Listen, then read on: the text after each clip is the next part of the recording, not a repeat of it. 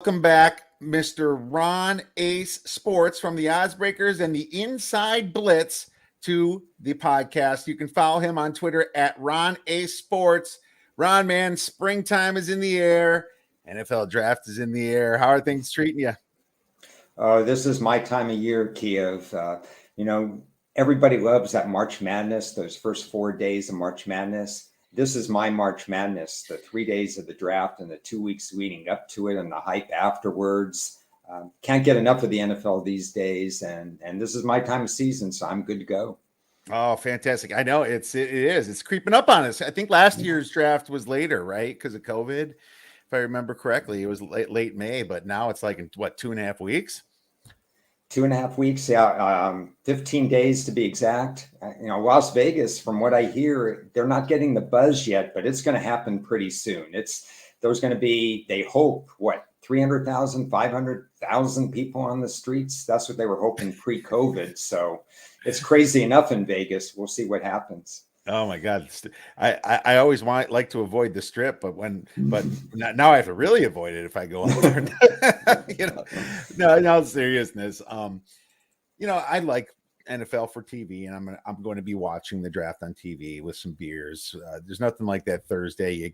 You get home doing whatever you're doing, whatever people have a day job, they come home and do that and eat real quick and just get excited. Out in front of the TV, text with their buddies, get on their teen groups on their Facebooks or whatever social media platform they use, and it's just so exciting. And so it's kind of like that first welcome back to, especially for fans that have terrible teams. It gives people some hope, right? Like if you're a Jaguars fan or Cleveland or even the Miami Dolphins over the past years have been bad. Obviously, they've turn it around some, but the Lions, right? You have a little bit of hope left, so that's always good.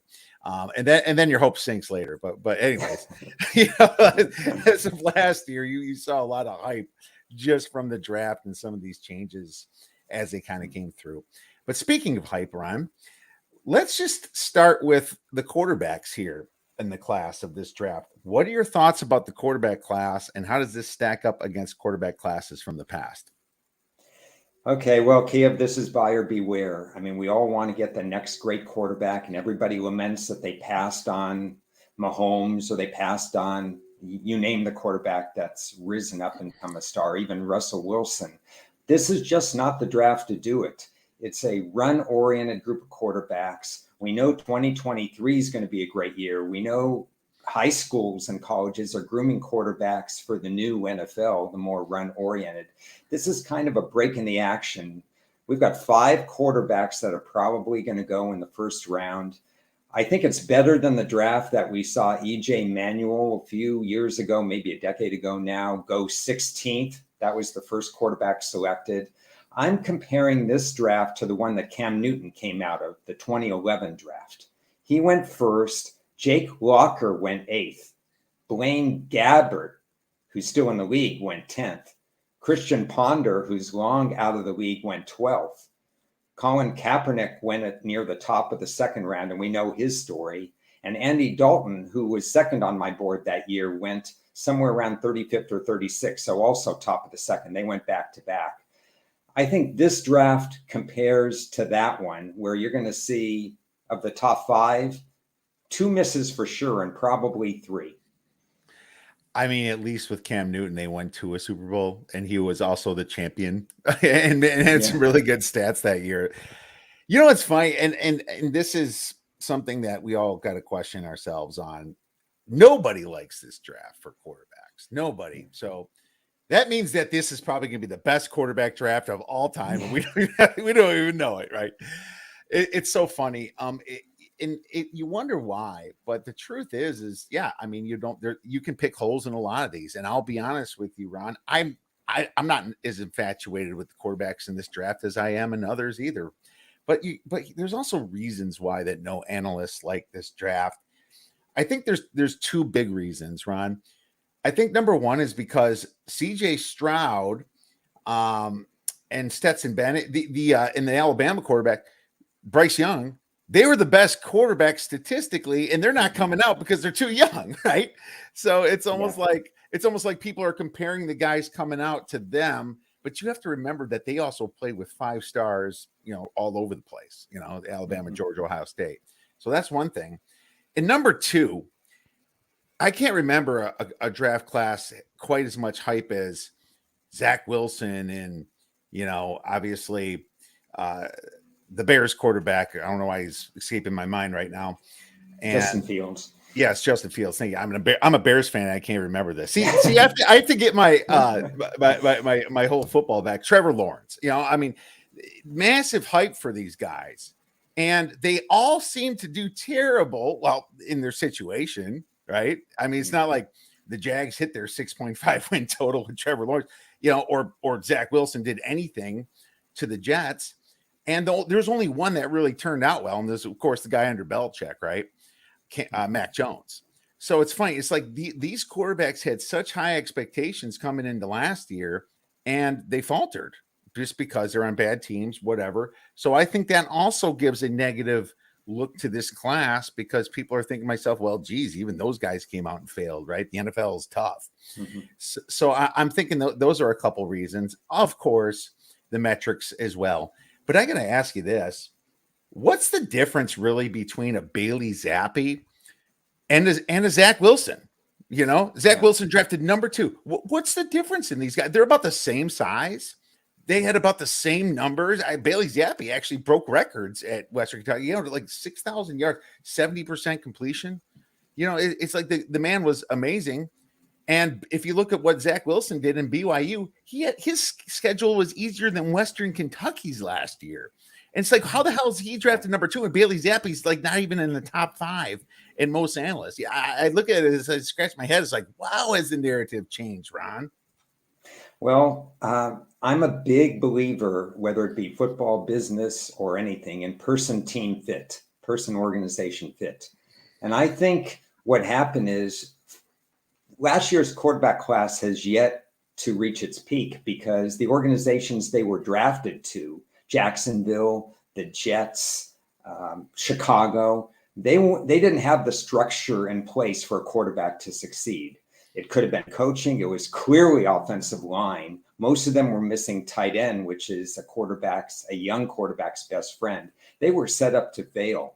And that's the problem with any of these quarterbacks coming out of this draft. If they go to an organization that doesn't have the right setup in place, they're going to look bad no matter what. I still have high hopes for last year's class, with the exception of Zach Wilson, who, like you astutely said, his BYU schedule just propelled him to those stats. It wasn't a good schedule. It was 1 year of work. He was fighting for his job, whereas Zap, you're talking about him. He's had 2 years of work and thousands of passes, and he's a really good short area passes. I did do a deep dive on him. I was thinking maybe I can move him up, but his pocket presence wasn't enough for me, and his deep ball accuracy wasn't enough for me. So in the end, I couldn't move him up. But if he gets with the right situation, he's going to be a competent backup quarterback in a physical league where you need 2 quarterbacks on your roster. But it's person-team fit, and that's why the ranking of this year's quarterback class for me is not over until I see who is drafted by which team. I agree 100% with your statement. The jury is completely out on these guys. Look at their situations. And unfortunately, the best quarterbacks from college go to a lot of the worst teams. That's right. And they weren't ready. The Jaguars had a lot of picks, but they weren't ready. They had a terrible coach. The Jets were the Jets. They just switched their coach that year. There was nothing built up beforehand, right? And so maybe Wilson still has a chance, but it's not looking great. The Bears obviously switching coaches again right in the middle, put Justin Fields just in the middle of a terrible offensive line and just a wide receiver that wouldn't even play in Allen Robinson because of how disgruntled he was, and just an absolute old aging defense. It was just bad situations. The only great situation was Mac Jones coming to a great coach and a great organization, and that worked out pretty well, didn't it?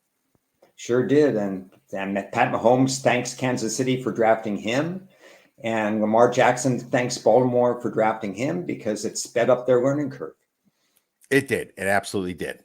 So it's just you're fortunate almost to go later to maybe a Steelers or a good organization that knows how to take care of you. Right. And then you can certainly shine and be put in a better situation. So we'll see if the Jaguars, the Jets, the Bears, and some of these other teams that drafted high, hell, the Niners, I mean, we'll see what happens if they can turn their quarterback around. I would expect Trey Lance to turn around, but we don't know that yet. All right, so that leads us into your top quarterbacks, Ron. It's funny. I'll tell you mine. I'll let you go first, but I'll just tell you that my number one is way different than everybody else's. So let's see who your top 5 quarterbacks are. Okay, well, this is a very reluctant list for the very reasons we talked about. Right. Luckily, maybe some of these guys are going to sit, like Trey Lance, which will help his development. Right now, I have Kenny Pickett, a little bit higher than everybody else because of his years of experience. I am curious where he goes. I know he played at the University of Pittsburgh, but we talked about this before. He didn't play many cold weather games because Pittsburgh's season was over before Thanksgiving, and it doesn't get that cold before Thanksgiving in Pittsburgh. In the NFL, you're going to play 7 games after Thanksgiving. I don't know if I can keep Malik Williams at 2. Obviously, he has the live arm and he has incredible buzz, but he misses a lot of throws. I'm kind of high on Desmond Ridder at 3. I'm not as high as others on Matt Corral, and I'd like to jump Howell of North Carolina above him, but I need to see where he goes. Those are my top 5. Carson Strong 6, Zapp 7.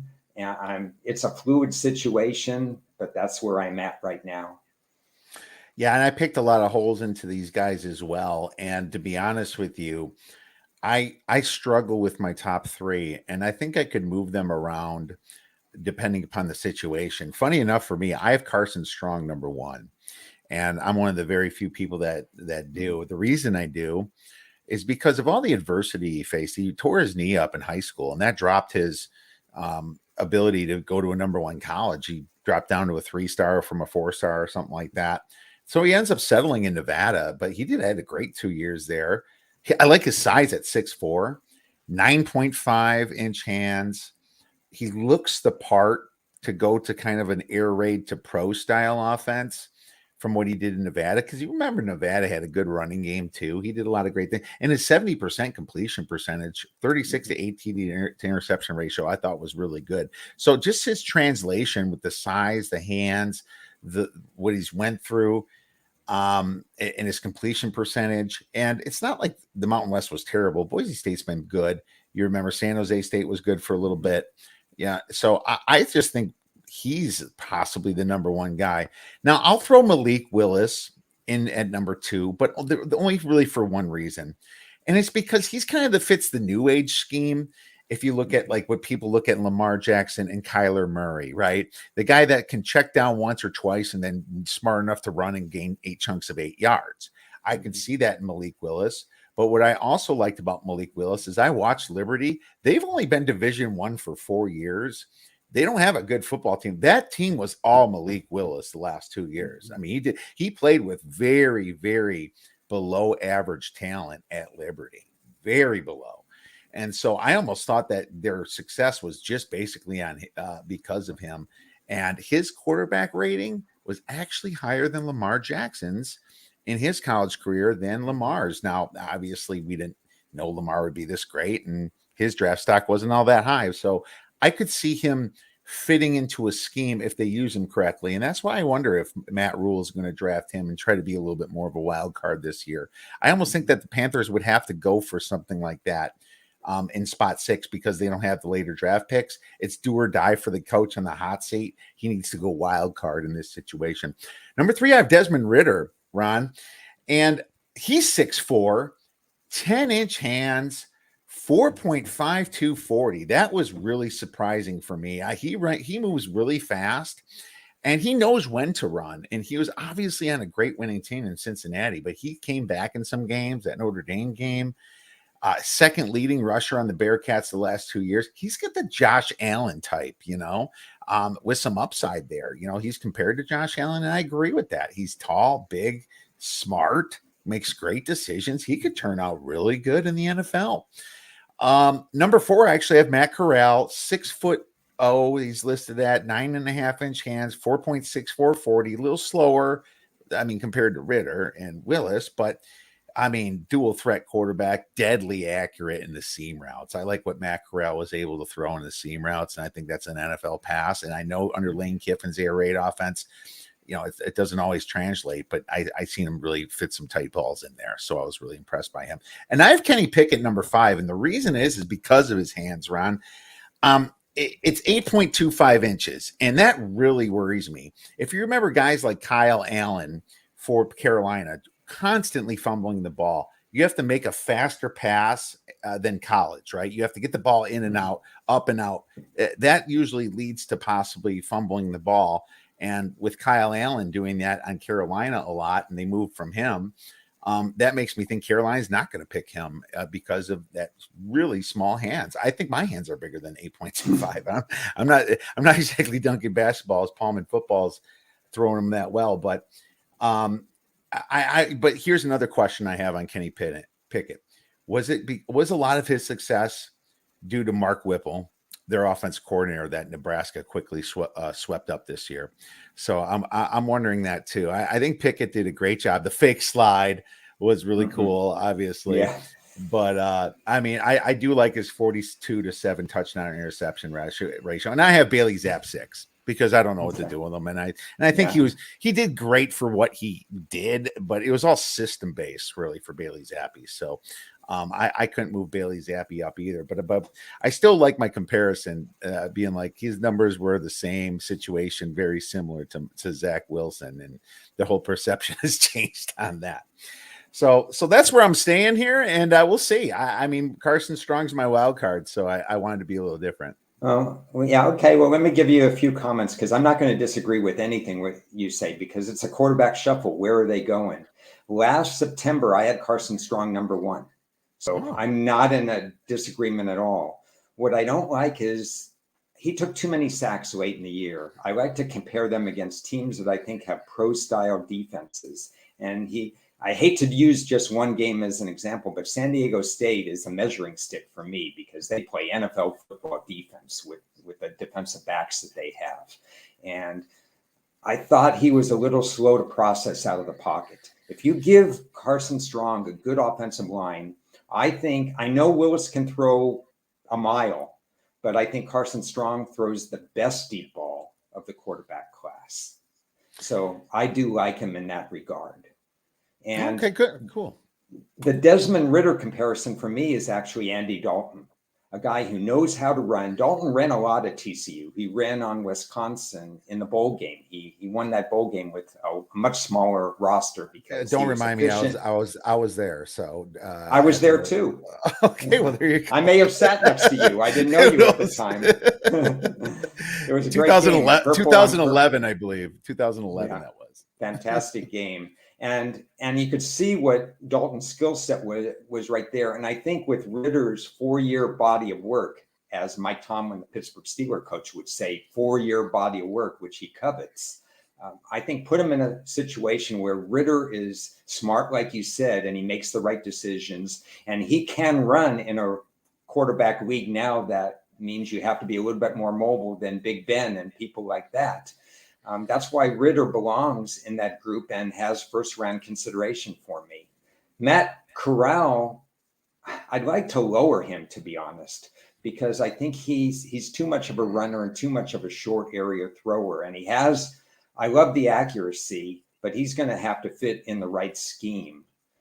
All of these guys, they have warts, they have flaws. And when we're trying to pick who's number 1 or who's number 2, we're really, I think, trying to pick who's the 1 or 2 that's going to make it, because I still think only about 2 of them are going to make it.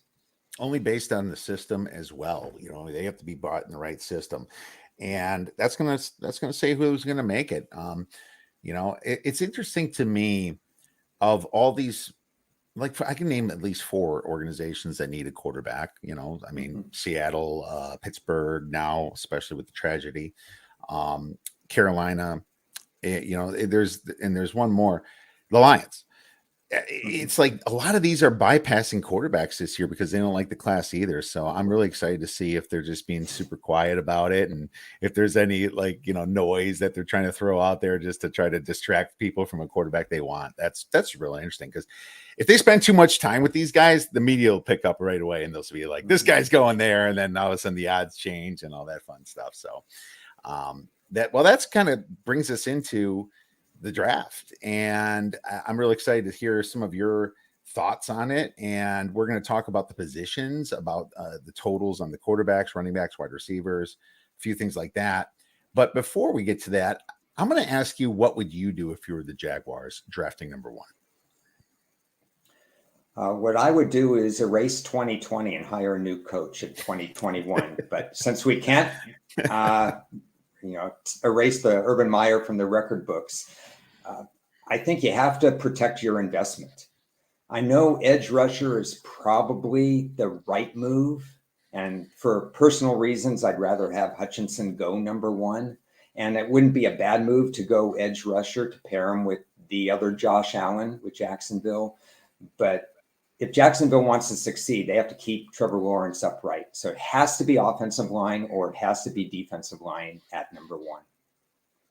Okay, and I agree with you for sure on that. I think offensive line more for me. You got to keep Trevor up, but at the same time, there's nobody that sticks out. So what if Carolina offered you their second round pick to swap 6-1? And so you draft 6 and you get 2 seconds because they think somebody's after a quarterback they want. Would you make that move if you're Jacksonville? No, because Carolina doesn't have a second or a third round pick. That's Carolina's dilemma. Okay. They're sitting at 6, and I have Carolina going from 6 to 16 and drafting a quarterback because they have more needs than draft picks. Right. They can't stay at 6. They got to go backwards. Yeah, you're right. I agree that Carolina would have to do that, but I'm trying to put in a situation. You're trying to find a trade partner for. I'm trying to find a trade partner, and so better asked, what if somebody would offer that? And they're not dropping too far down. I have to obviously look at the who's around Carolina here that might need a quarterback here. Seattle. I don't know I hope Seattle has a second, because I gotta double check that. They have 2 of them, 40 and 41. Well, there you go. So if Seattle moves up to number 1, you drop down to 9. Would you make that trade if you're Jacksonville? I would make the trade in a heartbeat if I'm Jacksonville. If I'm Seattle, they're going to get some unintended comedy in my post-draft report, because no quarterback is worth a number 1 pick. And in fact, if I'm Seattle, I'm not taking a quarterback even at 8 or 9 or whichever one they are. But if I'm Jacksonville, yes, I'm making the trade. Right. Absolutely. I am. And that's what I'm getting at here. Jacksonville needs a lot, and they need to protect Lawrence. They at least have Josh Allen at defensive end, right, as an edge rusher. And they kind of I think they run a hybrid 4-3-3-4 type situation. I'm not even sure what they're doing yet with the new coach, to be honest with you, Ron. I'm not sure if you know, but I think, either way, they have an edge rusher. They need to protect their quarterback, and they need more draft picks. So my point, I guess, is, yeah, you're probably stupid to trade a number 1 for a quarterback, but people do fall in love with quarterbacks, as we've seen many times. And if you're Jacksonville, you're just trying to trade down, right? I would try to trade down if I was Jacksonville. I would try to trade down if I was Detroit. I'd try to trade down if I'm Houston. To be honest with you, I don't think a defensive end really sticks out to me, because, Aiden Hutchinson, he did great in Michigan. Let's face it. His numbers were fantastic, but, he's not the fastest guy around. The reason Trayvon Walker moved up is because he ran the 4.5 40, right? You look at Kayvon Thibodeau. He ran the 4.5 40 when Hutchinson was about a 4.7. There's just kind of red flags on everybody. I mean, to be honest with you, you look at a guy like George Karlaftis from Purdue. He had a lot harder time being on a Purdue defense than Hutchinson did from Michigan, and I thought he was fantastic last year. I think they kind of grade out the same, but at the same time, there's 3 or 4 offensive linemen that are pretty near the top here. The guy from NC State, the guy from Alabama. Evan Neal, I'm thinking about. Yeah, Right. I just think if I can drop down, I can get more draft picks and still get someone really good. Does that make sense? Mhm. Makes a lot of sense. We're trending to a draft like Eric Fisher's draft, where an offensive line went 1-2. It's not a glamour draft. It's an incredibly deep draft. It goes 250, 260, 270, 280 strong, which is, doesn't sell tickets and stuff like that, but it sells rosters. And Jacksonville needs to hit on every pick, not just the first pick. Yeah, they have 1 and 33 right now. And if they do go offensive line at 1, 33 is too late to get an impact edge rusher. So they have to manipulate the board a little bit. And the only way they could do it is try to trade with a Philadelphia, or they may have to go way back or something. Is 16 and 18 better than 1 and 33? No, it's not better than 1 and 33. But so they could probably only go down to 7, 8, 9. But if I were those teams, I wouldn't trade back with them. Right, for sure. It's funny because I feel like these phones are gonna sit there and they're gonna want people to call them the trade. It's gonna get down to a minute left, 30 seconds left. They're like, all right, we gotta make a pick. Yeah. And that's what we might end up seeing here. Well, all right. Good stuff, man. Great hearing your opinion and thoughts on all that. Let's get into some of the positions then on the draft. And I'm gonna throw out some numbers from DraftKings. And I think that let's just start with the quarterbacks here. And I think the most common, and here's what I did first, Ron. I took the top. I took Mel Kiper because he only ranked 84th last year in success from his draft, but he's the most popular one because he's ESPN. I took Charles Campbell from Walter Football that ranked number 1. I took Ryan Wilson from CBS. I took Charles Davis from NFL.com, and I took Chad Ryder, who had a bad season last year in the draft, from NFL.com. And I'm averaging where they have quarterbacks, running backs, tight ends, and offensive line. So what I got for quarterbacks, exactly 3. Some guys had 2.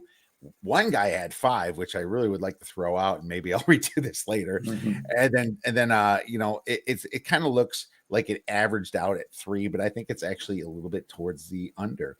So what I'm seeing here for odds is that it looks like 2.5 is where the position total is on the quarterback, and it's very juiced at minus 250 to the over, and under is plus 190. How many quarterbacks get drafted in the first round?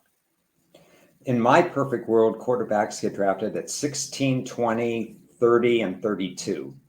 16 on a Carolina trade back, 20 Pittsburgh stays and drafts a quarterback, 30 somebody jumps up and takes Kansas City's first round pick because they have 29 and 30, and 32 because Detroit takes a quarterback at 32. They could take one at 34 instead.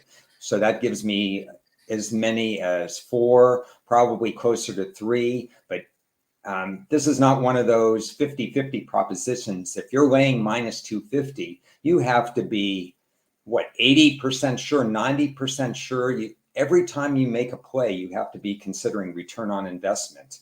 And you have to be right so many times that it's over 2 that I don't see the value there. But if you pressed me, I'd say 3 quarterbacks will go in the first round.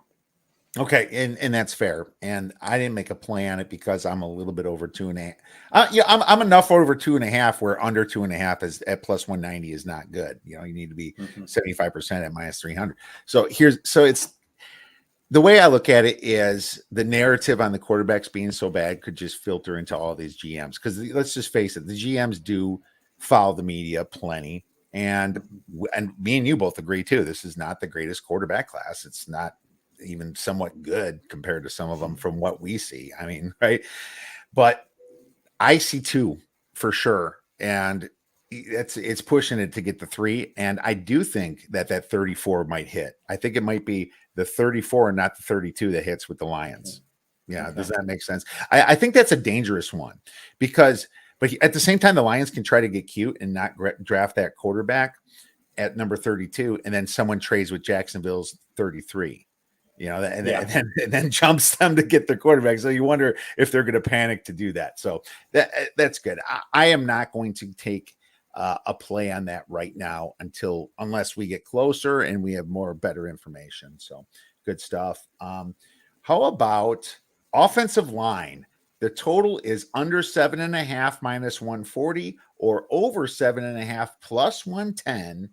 My number here, Ron, just by averaging everybody, is 7 on the dot, which tells me there's no value on this one either.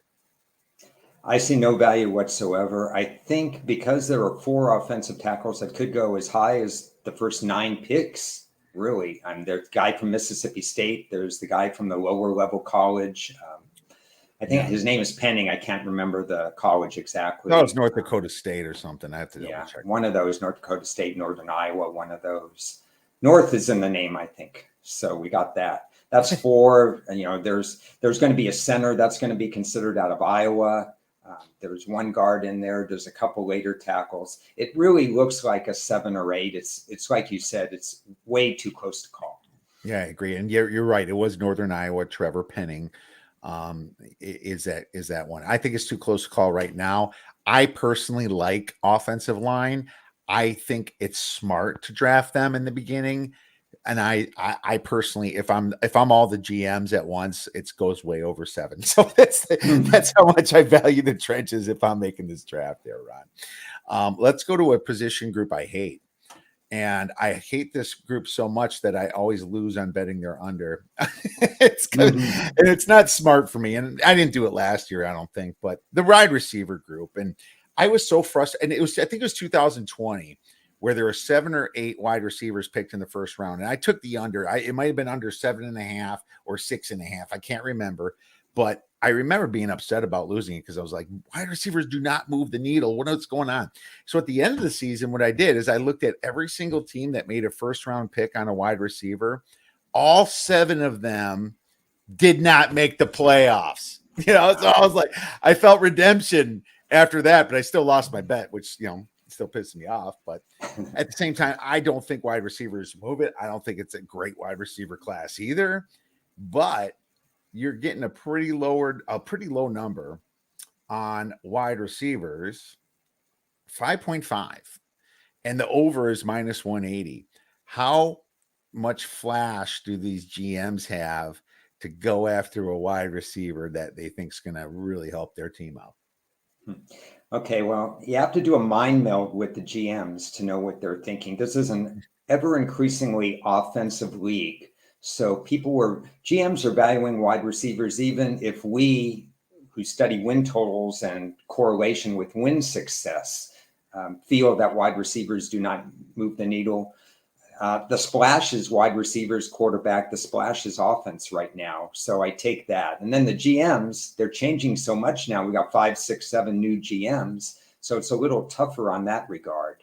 The line has moved drastically from what was plus 120 way back when, where I thought that had value because I see an exact number 6 going in the first round. The 2 Alabama guys, the 2 Ohio State guys. There's a couple of others in there too. Dotson from Penn State is getting a lot of buzz. Even George Pickens is getting buzz, even though he's barely stayed on the field. Somebody might sneak in there. We know Kansas City and Green Bay both need wide receivers, and they both have multiple picks. So if they don't trade out of the first round, I just think a 6 wide receiver is going to sneak in toward the end of the round. And the original number of plus 120 seemed to give me a little bit of a return on investment edge at that point. Yeah, I mean, Burks from Arkansas is one, I like him. There's quite a few. And yeah, I mean, Jameson Williams, they have penciled in. I don't know if Mechie is, I think he's in some of them. I'm not sure if he's first round. Drake London is one. Oh yeah, that's the other one. Yeah. I was just trying to think to myself, I can see quite a few of them, but none of them really stick out all that much to me personally. I actually think next year's wide receiver class might be better. But the number that I have averaged for those 5 gentlemen is 5.8. So another one where what they say points to the over, but so does the juice here at minus 180. And the real juice on it is probably, if I was going to correlate 5.8, it is probably around minus 150. by going over 5.5. It's probably closer to that. So I'm going to another one. Unfortunately, I'm going to stay away from. We do have a comment here from it just says Facebook user, one of our fans on our group. Trubisky's going to be a major surprise in Pittsburgh here. Well, I'll tell you this, and it's like I always say, the Bears coaching was so bad that you really still don't know if he wasn't good. I say there's only a 33% chance that he can be good now, but still, his coaching gave him no confidence. Nagy was terrible. They went through offensive coordinators, and then you saw him preseason on Buffalo just absolutely shred the Bears' number one defense. And they did put the number one defense out. The Bears did not want to get embarrassed by Trubisky, and they got absolutely torched by him. So maybe the kid is going to be good. I think that's an optimistic thing to say from this user, but at the same time, I wouldn't necessarily completely doubt you. So we'll see if Trubisky wins that position. That's going to be the most interesting position battle, I think, is starting quarterback for the Steelers. I'm excited to see what happens. And maybe Trubisky's showing them that they don't need to draft a quarterback too. So maybe that thing moves down a little bit here from that Steelers draft position. Let's move over to running backs here, Ron. And I got to tell you, man, I look at the combine results. I look at what these guys accomplished during the season, and they all blend into me. The year that Jonathan Taylor was with Clyde Edwards-Helaire, I thought Taylor was the better one, but Clyde Edwards-Helaire snuck in on pick 32 anyway. But the Colts got the better deal, drafting a few picks later. But with running backs, man, I just think that Kenneth Walker, Breece Hall, Zamir White from Georgia, James Cook from Georgia, all just really seem to blend into me. And I think it's a mistake for somebody to draft a running back in the first round. Now, I am a little worried about the fact that maybe Buffalo will, but they've already have done some high picks on running backs, and their defensive backs is more of a need, in my opinion. So I think they wait to the second. Not one draft analyst of the five I have a running back in the first round. Mel Kiper did, but this morning Mel Kiper redid his rankings and he took his running back out. So I had to switch it to 0 before this show with you. I'm taking under minus 0.5. Or sorry, I'm taking under 0.5 for minus 190. I'm going to lay minus 190 to win 100, obviously. And that's my bet. I think there's no running backs first round. Okay. Well, can go a number of different directions. The whole Clyde Edwards-Helaire example that you gave, that's the scary thing, because nobody had him going first. They had him going fourth. He was the last pick, if I remember, of the first round. You get some running back surprises. So you won't get that from Detroit at 32, but you never know as far as a trade or anything like that. That's why, Breece Hall tested unbelievable. He tested faster than he played, even though I do like Breece Hall. The value for me was in finding somebody who could beat Breece Hall as being the number one running back selected. I'm more like 60-40 that there won't be in the first round. So I don't have the same value return on investment figures. I can't make that play. I took Walker as the first running back selected at plus 250. Thought that was a good deal. Today, when I was researching before we were going on the air, I saw some plus 280. So there's even better numbers than what I got on Walker being the first running back. And another running back, Spiller, is like 15-1. And I wouldn't necessarily rule that out. Is there a 1 in 15 chance that he gets drafted as the first running back? He was underutilized at Texas A&M, so maybe he goes. I'm not sold as Breece Hall being number one. Therefore, I'm not really sold on a running back in the first round, but I would be too scared to bet it. Yeah, I agree. I don't think Spiller ran the 40 in his combine, which might have hurt him a little. Which I think that hurt him a little bit. It kind of, if you're a running back and don't run a 40, it feels like you have something to hide sometimes, or a wide receiver. But obviously, if you're a quarterback and you don't do the bench press, it's not a big deal because right, nobody cares about that. But there's certain things that you should do from a position if you want to not hurt or even obviously try to help your draft stock. And he didn't do that. But Spiller was awesome, and he was amazing running back at Texas A&M. He was just, I should have threw him in the conversation as well because he was just as good. but that almost gives me more confidence that there won't be one in the first round. I do like your number that you'd have. It's actually plus 200 on DraftKings on Walker. It's worse here. So I think that could be. I can't remember if it was FanDuel or somewhere else, but this morning it was plus 280 somewhere. Okay. All right. So shop around if you want to jump on Ron's play with that. Let's move on to another group here. And there's like one book I saw at minus 700 under 0.5 tight ends. Not one person I follow has tight ends in the first round. It's not like last year. And I think based on narratives with what happened last year, the fourth pick of the draft from the Falcons, they drafted the best tight end on the board and he didn't do a ton. He looked good, but they didn't utilize him enough, I think. And I think that's really hurting the draft. And I just don't see any tight ends that great in the first round and maybe not even in the second. Yeah, it's interesting. Kyle Pitts of Atlanta, he actually started up blazing, but then he hit the rookie wall a little bit. And that's going to happen in a 17-game season over 18 weeks, facing NFL competition.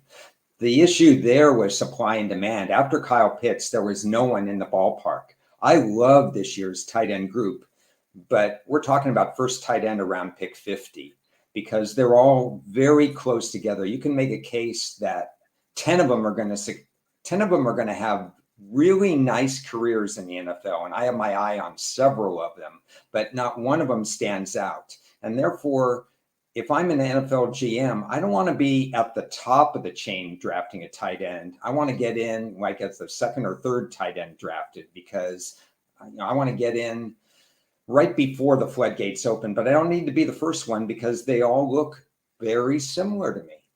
Mm-hmm. I agree. I mean, Okonkwo, Woods, Bellinger from San Diego State. I think it's Dulcich, I believe, from UCLA. I'm not sure if I said it right. Connor Hayward from Michigan State. They're all kind of bunched up there, and that means that teams are going to wait them out. I agree because tight end's not something that is a massive position group that you need a bunch. I mean, some still just do one tight end sets on their pass plays. Not everybody's the Patriots, and it's just going to be ignored. But that's why it's minus 700 on the under. So no value there. And I also agree that there's not going to be any picked out here. Let's move on to cornerbacks. And I find this one interesting here because I see some all over the board, but it's usually I looked at a lot of draft rankings. Most had 4s and most had 5s. I saw maybe a couple stray 6s and a stray 3, but my average from the 5 guys that I did full in-depth analysis is 4.4 cornerbacks. And the number on DraftKings, I believe, is 4.5 as well. So what would you do here? And I'll let you know if there's some juice here. It's minus 150 to the under 4.5, right. And I'm at 4.4. What are your thoughts? Okay. I don't know if I should air this out publicly, so let me say this tactfully. The five mocks that you are looking at, take with a little bit of grain of salt because there's better and more comprehensive stuff out there. The people that aren't necessarily swayed by the media and so on. So I would go with a different sample. On the other hand, this is an interesting cornerback group. And a lot depends on what happens at quarterback, in my opinion. If we don't see those trades at quarterback at 30, 29, 31, and so on, then I think you're going to see 6 cornerbacks off the board. I'd err with a floor of 4, and I would say I would have a strong lean to taking the plus whatever it would be, plus 115, plus 120 on over 4.5. Plus 120, right on it there. And that's interesting. Okay. Well, the ones there's actually a really good rating for the media guys. And I included some of the top ones that were closest to rec. Maybe Ron's probably got a little bit more of an inside scoop to what some of these GMs are going to do, which is always good. And that's why you're on this podcast, Ron. But that's interesting that you said that because 4.5, I was leaning to the over here, especially at this plus money. My number's 4.4 just from them, but you're right. If some of those trades don't happen in for corner for that, I think it could go over. Let's move on to safeties then, which is the final one, Ron. And safeties, the number is 1.5, and it's minus 250 to the over, and under is plus 200. There is one weird situation with safety here. And it's a guy that would be drafted that played safety for a cornerback, and he was from Michigan here. His name's Dax something. Daxton Dax Hill. Hill? Yeah. Yes, Daxton Hill. So it just says defensive back in a lot of these things, but he would be counted as a safety, would he not? This is the one where you, whatever sports book you're dealing with, offshore, statewide, or whatever, read their rules and don't be afraid to ask the question beforehand. I, like many others, have got burned on wording, the language that you don't see when you make the play. Is he a cornerback? Is he a safety? Are they going to decide afterwards? This is the scary part. That's why I don't do defensive lineman props, edge rushers versus linebackers versus defensive tackles. You have to be careful. I list for my prospect review and my rankings, I list Hill as a safety, just to let you know. But if it's up to the sportsbook discretion, I would say be careful. I would definitely ask, and that's a great call. And that's why you also don't see a lot of props on defensive end / defensive line, because if it says edge, they count him as an outside linebacker a lot. And if it says DE, they count him as defensive line. But they might say, well, if the team drafted him as an outside linebacker because they run a 3-4 defense run, then you're screwed. Yeah. So in that situation, you better check on that. But at the same time, the way I look at it is he played safety in college. So just for sake of this podcast, he is looked as a first round in many situations, and a lot of them counted him as that. My number is exactly 2. So do you have a number on safeties? I would say the most likely number for me is 1, but the juice on the, if you wanted to take over, is it going to be plus 200, plus 220? What do you have there? Let me pull that up again. It is over 1.5 minus 250. So it says there's going to be more than 1.5. Yeah. 2, I mean, under 1.5. If 1's the true answer, you get 2 to 1. It's you get 2 to 1 on under. Yeah. I think for me, the value would be on the under. Yes. Not only Hill, but there's 1 or 2 others that can sneak in. You never know. But I would bet, because of supply and demand, and because there's still a stigma attached to safety, that it's not as important as other positions, which I strongly disagree with. The same way with tight end. I strongly disagree, because tight end and safety are ever increasingly important, but not to GMs and not to how much money they have to pay these guys in the realm of salary. So I would say plus 200 would be value. I would strongly look at the under from my perspective right now. Yeah. I mean, plus 200 gives you a big edge. I think this should be more closer to even, being that I see some 1s out there, I see some 2s out there, and I see some 3s out there. Well, the average that is 2, but I mean, it just depends upon the price of the push between the 2 and the 1.5 there. Under 1.5 at 2 to 1 happens probably more often than not there. So interesting, more than 33% of the time. So that's really interesting. Okay. Well, Ron, we covered the positions. Do you have any other plays that you made in the draft? I mean, it doesn't matter if, I guess the numbers changed. I know you have a couple good numbers out there that we can't even get anymore. No. Yeah, I have about 12, 13 plays. And I think for purposes of this show, I want to point out 2 of them. One that's a bad deal, because I don't want to pretend that everybody who ever bets the draft gets all good deals. So let me give you the bad deal one first. And that's, I took Cincinnati, that their first pick would be an offensive lineman at plus 115 very early in March. And I tweeted it out at the time. And I got some comments, where'd you get it, and so on and so forth. And it was available for a few days, and then the juice changed. obviously we all saw what happened in the playoffs and the regular season. The offensive line was clearly Cincinnati's weak link. One week later, I thought to myself, well, wait a second. I still think it's a good deal, but Cincinnati doesn't draft 6th, 1st, 3rd, or whatever. They draft 31st now. And I may have forgotten to put that in. 30 teams draft ahead of them, and they don't know what they're going to be getting. They don't usually trade in the drafts. So what if offensive linemen, they're not going to be there? So instead of what I thought was a return on investment of about, I had a very big, like a 70% return on investment edge, according to what I thought, became still about a 30% return on investment edge. I was still satisfied with the play. Now, fast forward to after the first 2 weeks of free agency, when they've taken 3 offensive linemen in free agency, 2 of them surefire starters. And when I was compiling my NFL preview report on Cincinnati, to me, cornerback is the number 1 need. And at 31, they're going to get a better value on cornerback than they are on offensive linemen, except for maybe the center from Iowa. I think the plus 115, if I were doing it today, I would want probably plus 150 or plus 160. At the time, I still think it was good return on investment, but circumstances have changed and it became a play that I'm not proud of, but my reasoning at the time was good. So I'm kind of giving your listeners an idea of what I went through in terms of the process, but it wouldn't be a play that I would make right now. Great point.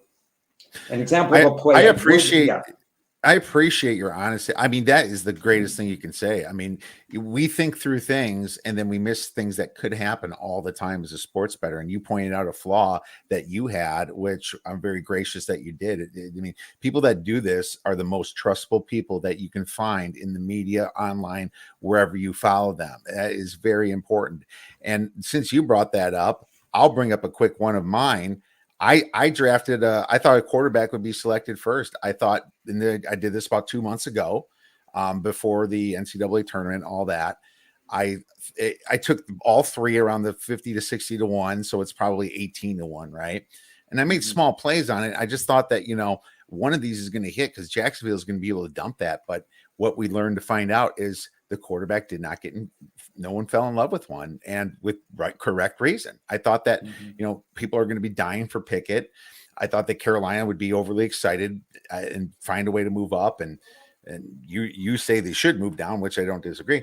I thought the Lions might want to move up, and maybe that still could happen, but I sure as hell wouldn't make that bet again today. So I want to point that out as well, Ron, but thank you for your honesty. Yeah. I think it's every time we make a play, we're looking at what should the odds be. And sometimes you have to think not what we would do, but what the GMs would do, because that's what your bet is, what they're going to do, even if you strongly disagree with their philosophy. And believe me, there's some GMs I never want to think alike with them because I think they're very poor drafters over time. But you have to put yourself in their shoes and what's their track record. And I tried to study the long-term GMs to see what I think they're going to be doing.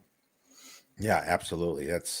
That's what you need to do, is try to find out what their goals are in their team, how they want to build their team. Are they new, switching from another team GM? This GM's been here for a while. What are some of his tendencies? What does he care about? Does he care about trenches? Does he care about flash? Does he care about cornerbacks over edge rushers? It's really important to know that.